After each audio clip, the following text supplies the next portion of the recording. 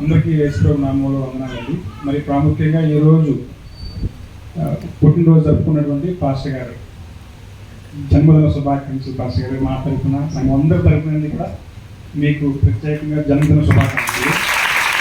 అయితే ఈ సందర్భంగా పాస్టర్ గారు మరింత దేవుడి సేవలో ఈ సంవత్సరం ఇప్పటివరకు జరిగిన దానికంటే ఆయన ఏ అయితే ఆశలు దేవుడి కొరకు, సేవల కొరకు, తన సేవ కొరకు, సంఘం కొరకు, పరిచర్య కొరకు ఆశ కలిగి ఉన్నాడో, అలాగే దేవుని యొక్క చిత్తము, దేవుని యొక్క ఆలోచన తన పట్ల ఎట్లా ఉందో ఆ ప్రతిదీ కూడా తన జీవితంలో, పాస్టర్ గారి జీవితంలో తను ఆలోచిస్తున్న విధంగా దేవుడి చిత్తానుసారంగా ఏదైతే జరగాలని పాస్టర్ గారు ఆశిస్తున్నారో అదంతా కూడా ఈ సంవత్సరం ఫుల్ఫిల్ అవ్వాలని అందరూ కూడా ప్రార్థన చేస్తున్నాం. ఫస్ట్ పక్కగా ఈ సంవత్సరం మీరు ఏదైతే కోరుకుంటున్నారో అది జరగాలని మీ సేవా జీవితంలో, మీ కుటుంబ జీవితంలో, మీ పరిచయ జీవితంలో, మీ ఆధ్యాత్మిక జీవితంలో, వ్యక్తిగత జీవితంలో గతించిన కాలం అంతటికంటే, గతించిపోయిన సంవత్సరం ఏంటికంటే ఈ సంవత్సరం మరొక మైలురాయి దాటి మీరు ముందుకు వెళ్ళాలని మనస్ఫూర్తిగా ప్రార్థన చేసి కోరుకుంటున్నాం.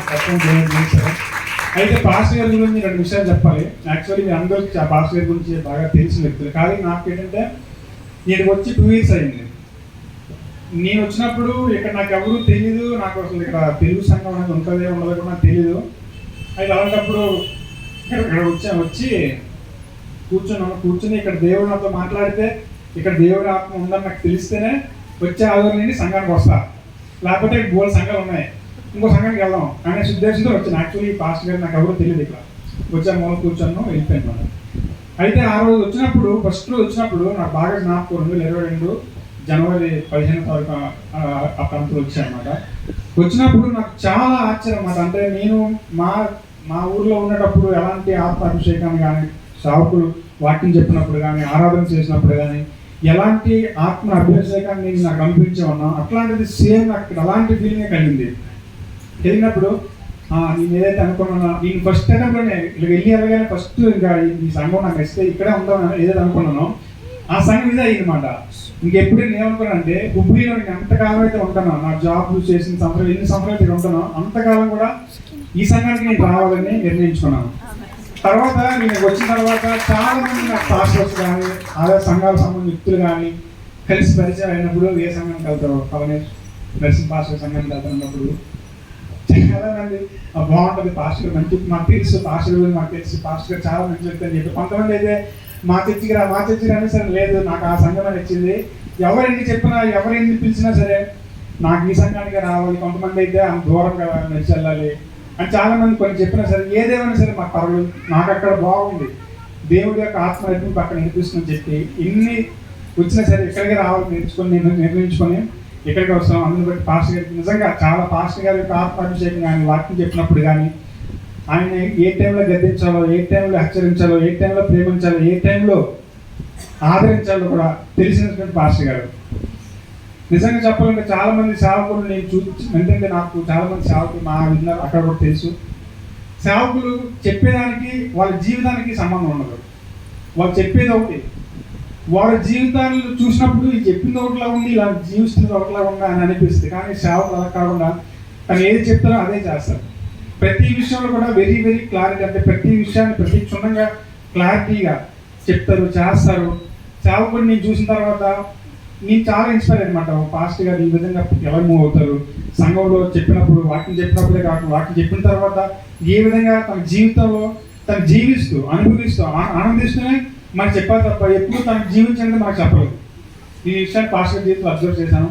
అందులో బట్టి పాస్టర్ గారికి ఎంతగానో నేను ఇక్కడ వచ్చిన తర్వాత చాలా ఆత్మలో దీవించబడడం, చాలా విషయాలు నాకు ఎన్నో డౌట్స్, ఆధ్యాత్మికంగా బైబిల్ పరంగా ఎన్నెన్నో డౌట్స్ ఉన్నాయి నాకు.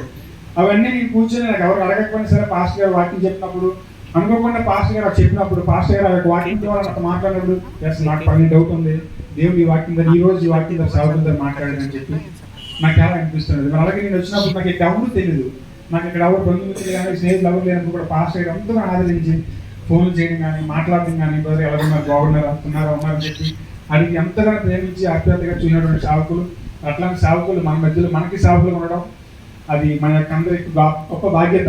అందరికీ మంచి పాస్టర్స్ ఉండరు.